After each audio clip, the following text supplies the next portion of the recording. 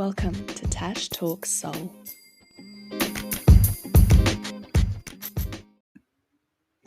My name is Natasha Beecroft. I'm founder of Soul Gazer. I'm a Reiki practitioner. I am a HR professional and I am a mother of 3 very young boys. So my oldest is 6 at the moment and my youngest is 1. So it keeps me pretty busy. I love talking about anything spiritual, anything energetic, quantum physics, conspiracy theories about where we came from, what source is. I could talk for hours. And so here we are. What better way to get this all out of my system and stop boring my friends is to talk to the world, putting it out there, take it or leave it. Can talk for hours. So thank you for joining me. To kick off, I think that this first episode should be about the basics.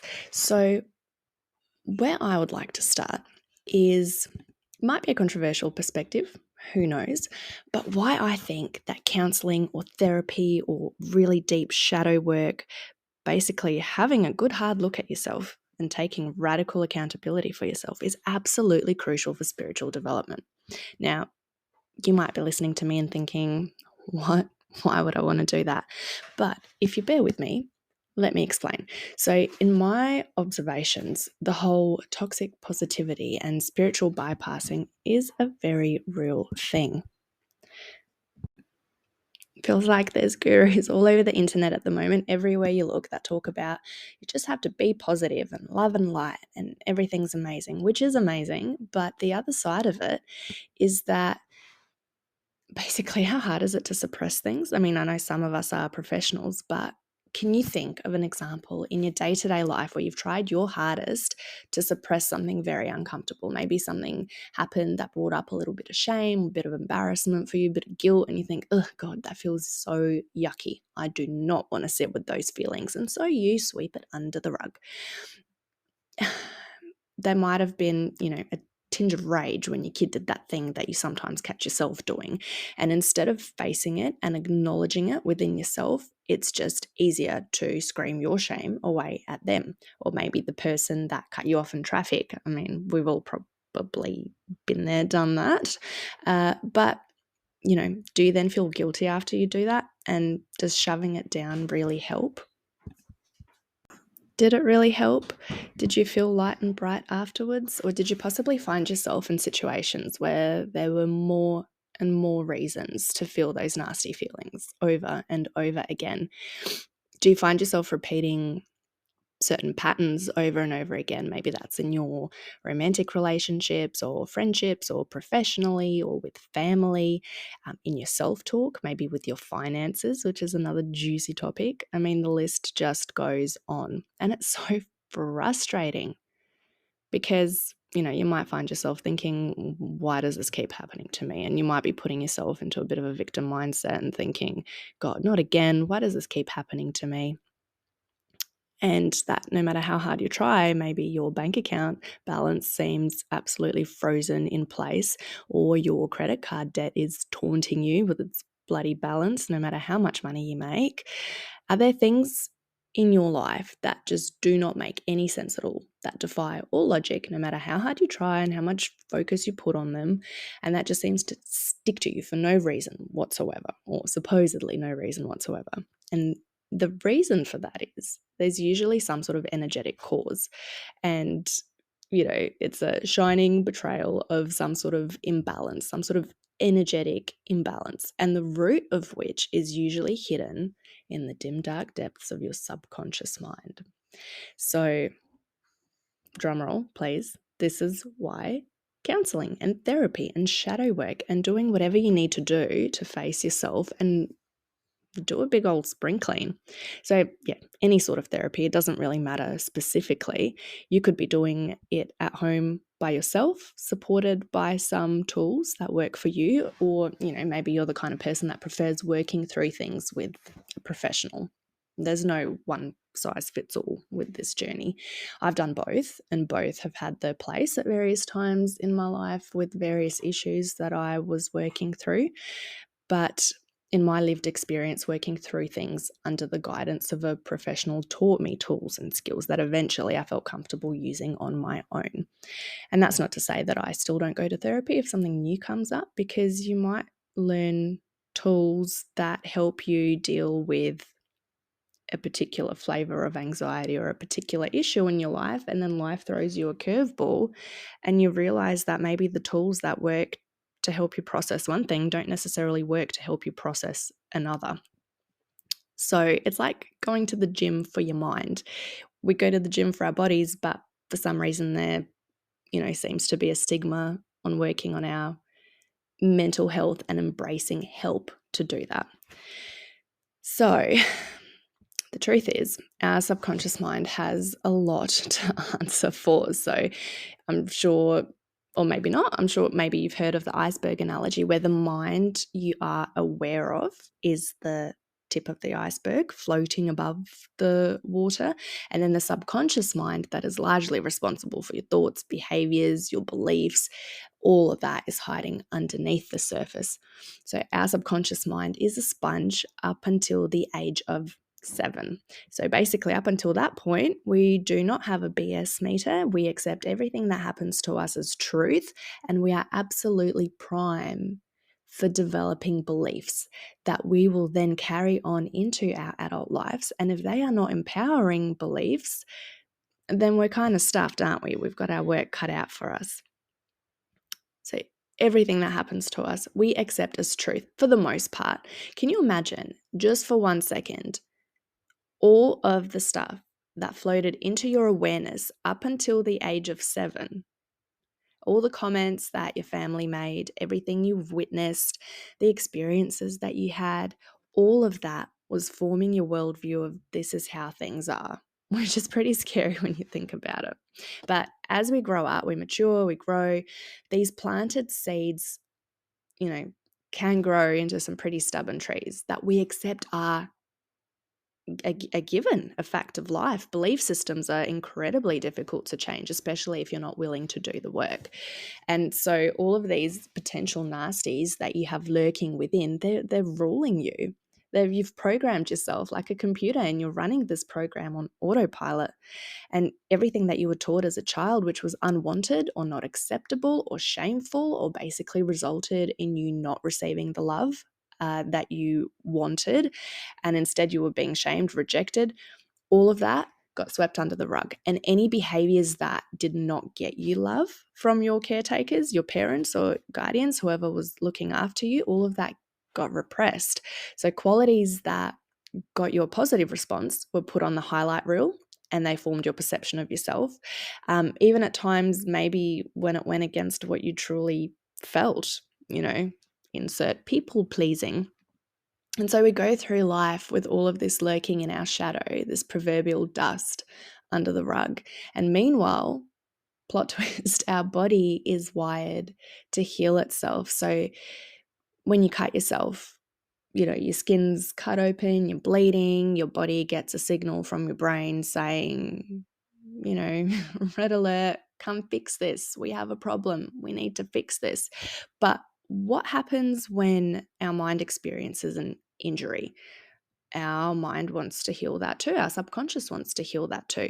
So it continues to try and show you experiences which bring attention to this injury. It's begging you to heal yourself.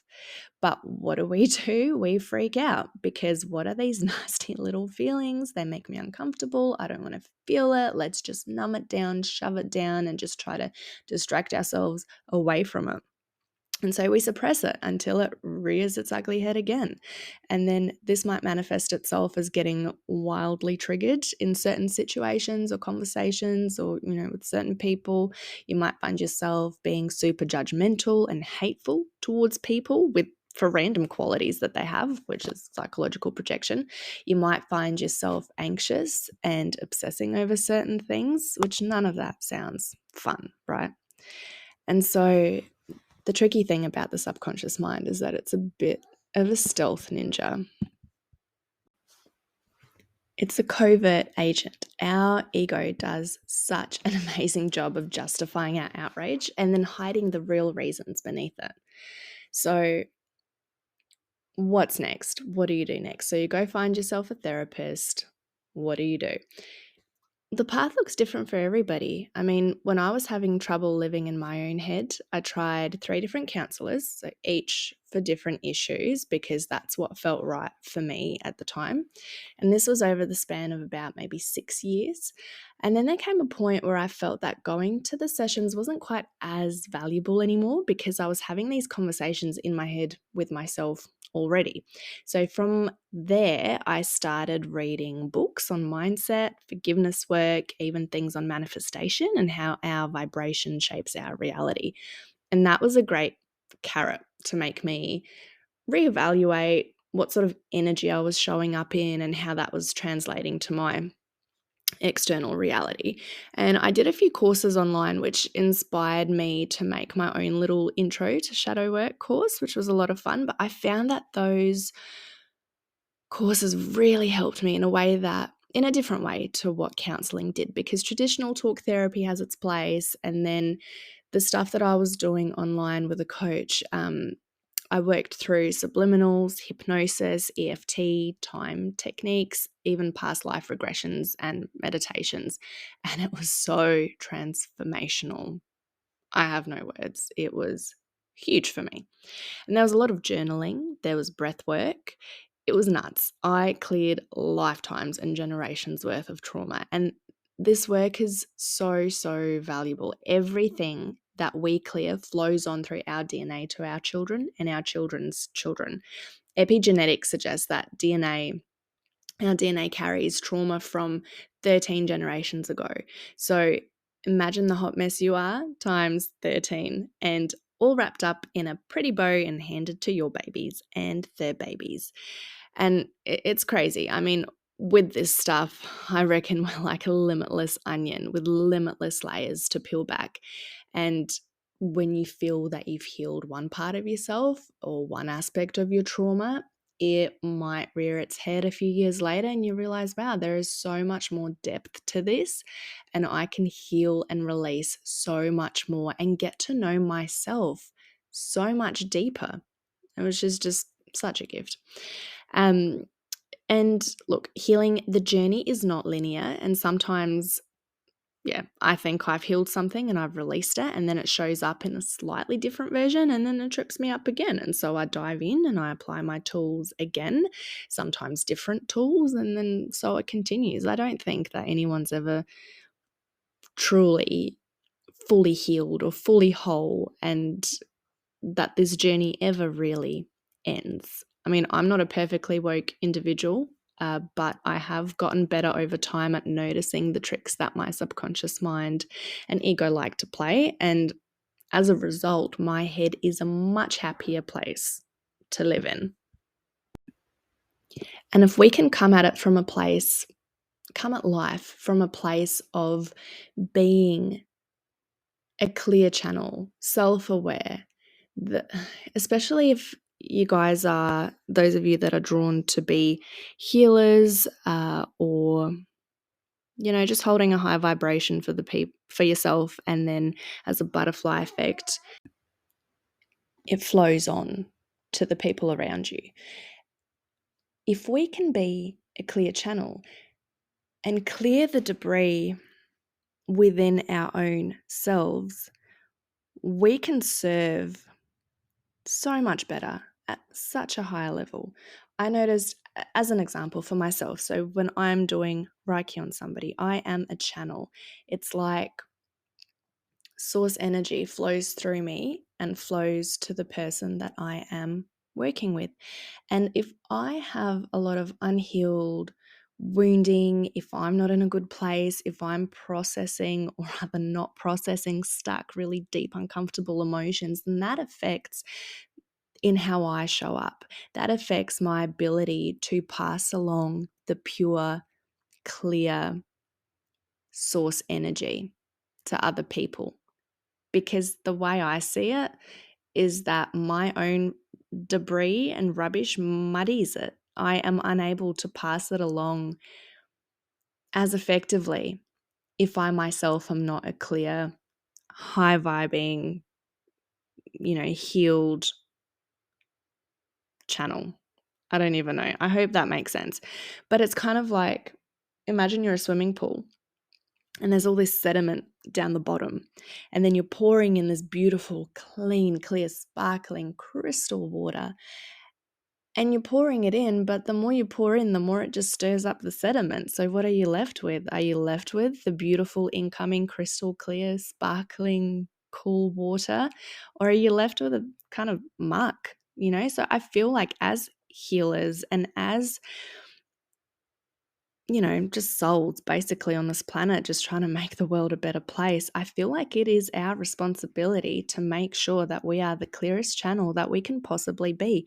And that begins with working on ourselves, with, I mean, it's our obligation to humanity, really, to ourselves, to our soul journey, to our evolution, even as a planet, to make sure that we are processing all of the deep, dark, heavy, low vibrational energies.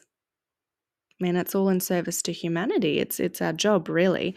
And that's not to say that some feelings, you know, because you're carrying shame is evil. Oh my gosh, get rid of it straight away, or get rid of the ego, kill the ego, as you sometimes hear people talk about. I don't think anything's inherently bad, but it's just we need to process. We need to process what comes up, because otherwise it just weighs us down. I mean, you can see those graphs on the internet, the graphics that show you certain emotions and then where they sit on the frequency scale, which emotions like love and gratitude, they vibrate super high. And then emotions like fear and anger and jealousy and, you know, all of those kind of flavored emotions, they sit a bit lower on the frequency, or much lower on the frequency scale. And so if we want to vibrate high, we have to really embody the high vibrational feelings, but we cannot do that if, I mean, energy does not lie. You can brainwash yourself. I'm really good at brainwashing myself. You can brainwash yourself into thinking love and light, everything's amazing, but ultimately your energy does not lie. And if you are carrying heavy, stuck feelings in your body, they are going to turn up. And you just can't hide from it. So where does that leave you? What are you called to do? Do you want to seek out a professional? Do you want to read some books and watch some videos online to warm yourself up to this? Because it's a big commitment, it's a big journey, it's a big process, and it's a lot of work. Very rewarding, but maybe you might even just need to sit with it for a little bit and just mull it over, see where you're at with it. Where do you want to start? How do you want to begin to chip away at this? Or maybe you decide that it's all too hard and you don't want to, which is fine too. But if you do, then it's okay to not dive in straight away and start, you know, working through absolutely everything, you know, with incredible gusto. It's okay to ease yourself into it and to warm yourself up to it. And, you know, just whatever you end up deciding to do, I think the critical thing is really embodying what you want to learn rather than just consuming the information and then putting it back on the shelf where you got it, forgetting everything inside. This is a problem that I've come across within myself, and I guess to some degree people around me, is we can absorb and receive information, but it doesn't cross over from being intellectualized into actually embodied within our body, to really understand it and embody it on a cellular level. That's where the real healing is. And that's where the work is, because if it was that easy, then everybody that read a self-help book would just automatically integrate everything and be amazing. But there's a reason why the self-help industry is worth so much money, and people are like junkies. They just keep, myself included, just keep, you know, looking for the next book, the next YouTube video, the next podcast. I mean, here we are. Look what I'm doing. But, you know, we need to work on embodying it, because if it worked just by reading it or just by intellectually processing it, then the world would look very different to what it does now. So I'm guilty of mass consumption and then not putting it into actual action and not integrating and embodying it. And yeah, just something to keep in mind. Or do you want to take a more spiritual approach and get some energy healing work done or work with a shaman? The opportunities are really limitless. You could choose to do an online course. You could choose to just, watch a few YouTube videos and meditation and just see where that gets you. Do a bit of journaling, see what comes up, and just slowly, gently get to know yourself. Gently excavate what's underneath the surface. And it's a journey. There's no pressure. Don't be harsh or rough on yourself. Go easy, go slow, go gentle, and do it with love. That's, that's the ultimate goal, is to just be a better, more loving, more compassionate, more clear version of yourself. So there's no pressure. It's whatever helps you uncover these layers and process them. But like I said just before, one thing is certain, is that we have a moral and spiritual obligation to do this work, to cleanse ourselves and our bloodlines, and to contribute to raising the vibration of our collective consciousness. The more of a clear channel you can become, the clearer and more fulfilling your connection to the divine can be. So go forth, enjoy. It's not always easy, and I mean, if you don't feel like throwing up, are you even doing it right? Because some of that stuff is heavy and deep, but it's so fulfilling. And, you know, wanting to be the best version of yourself and having the courage and vulnerability to do the work for this to happen is a real strength. You've got this. Super proud of you. Let me know what you thought about what I spoke about. Give us a follow on our socials at Tash Talk Soul, and let me know what you think. And feel free to message me any ideas for future episodes. Love you guys. Bye.